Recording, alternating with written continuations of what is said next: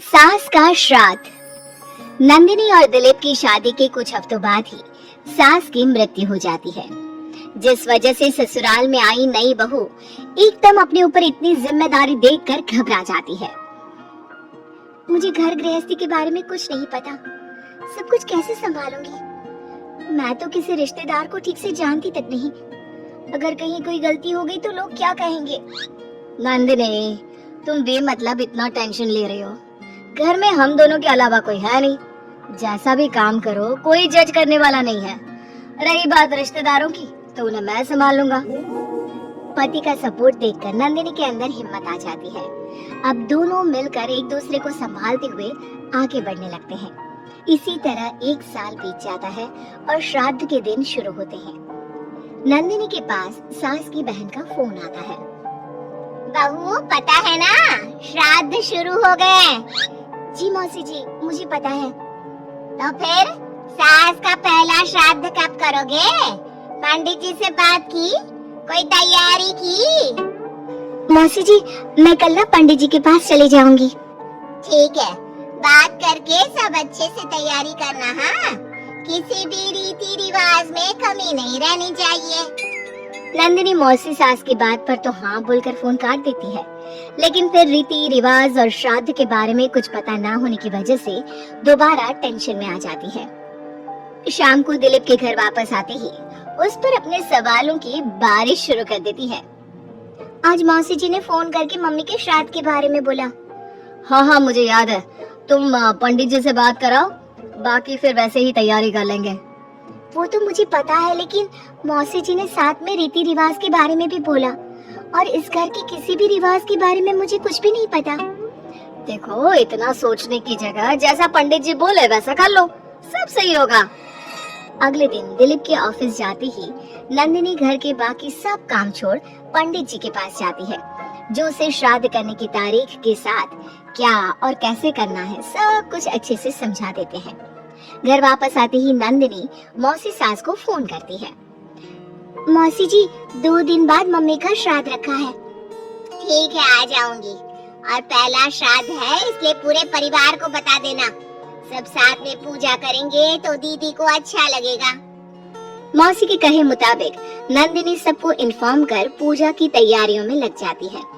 2 दिन बाद पूरा परिवार उनके घर इकट्ठा होता है और देखते ही देखते सबके बीच ग्रह युद्ध शुरू हो जाता है, जिससे नंदिनी और दिलीप की परेशानी कम होने की जगह बढ़ जाती है।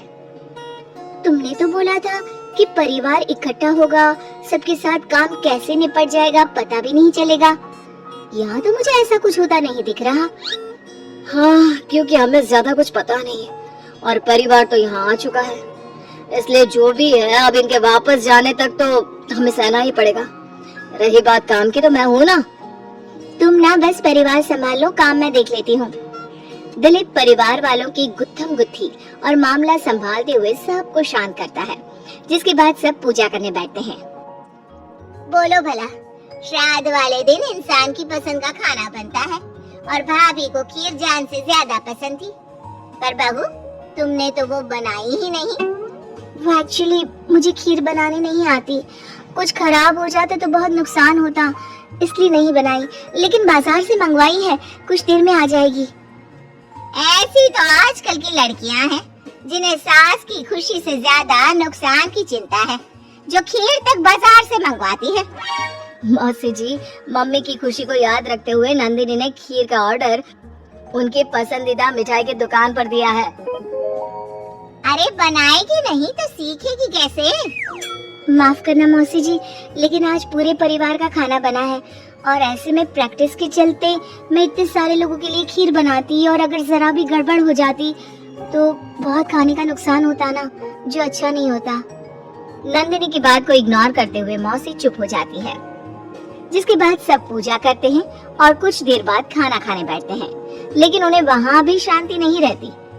वो कभी खाने में कमी निकालना तो कभी किसी चीज की फरमाइश करना शुरू कर देते हैं। आखिर ये लोग माँ के श्राद्ध की पूजा के लिए आए हैं या बस ये गलत है, ये वैसा क्यों है, ये ऐसा क्यों नहीं, ये चाहिए वो अच्छा नहीं, ये सब बोलने के लिए?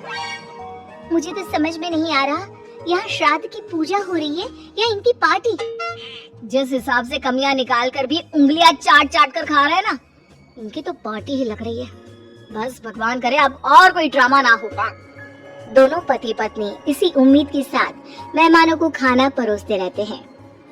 कुछ देर बाद ही मौसी सास का चिल्लाना शुरू हो जाता है। हे भगवान, सब इधर आओ, ये देखो, दीदी की तस्वीर के आगे रखी पूजा की पूरी पर चींटियां घूम रही है।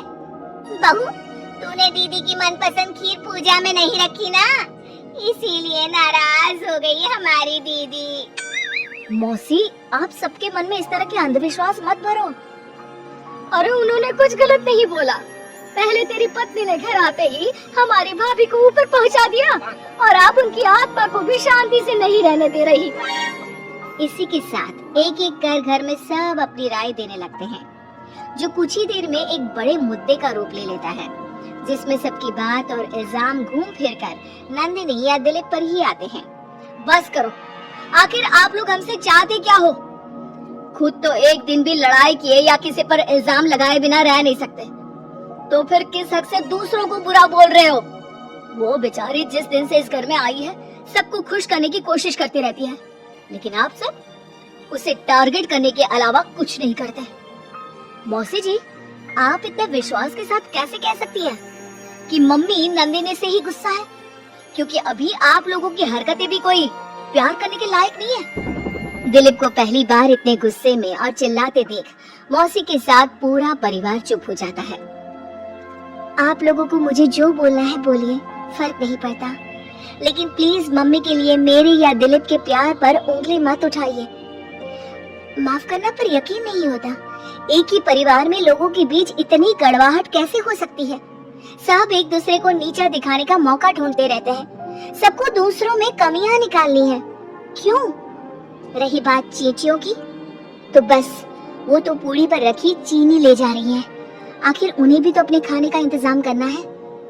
नंदिनी और दिलीप की बातें सुन परिवार में सन्नाटा छा जाता है।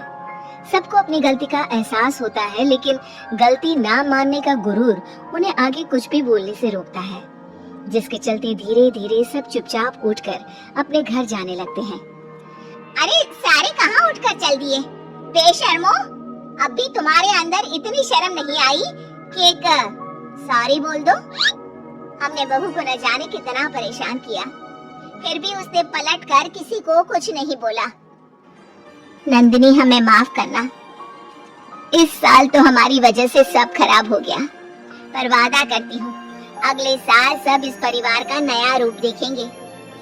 फिर मैं भी वादा करती हूँ कि अगले साल सबको अपने हाथ की बनाई बढ़िया खीर खिलाऊंगी।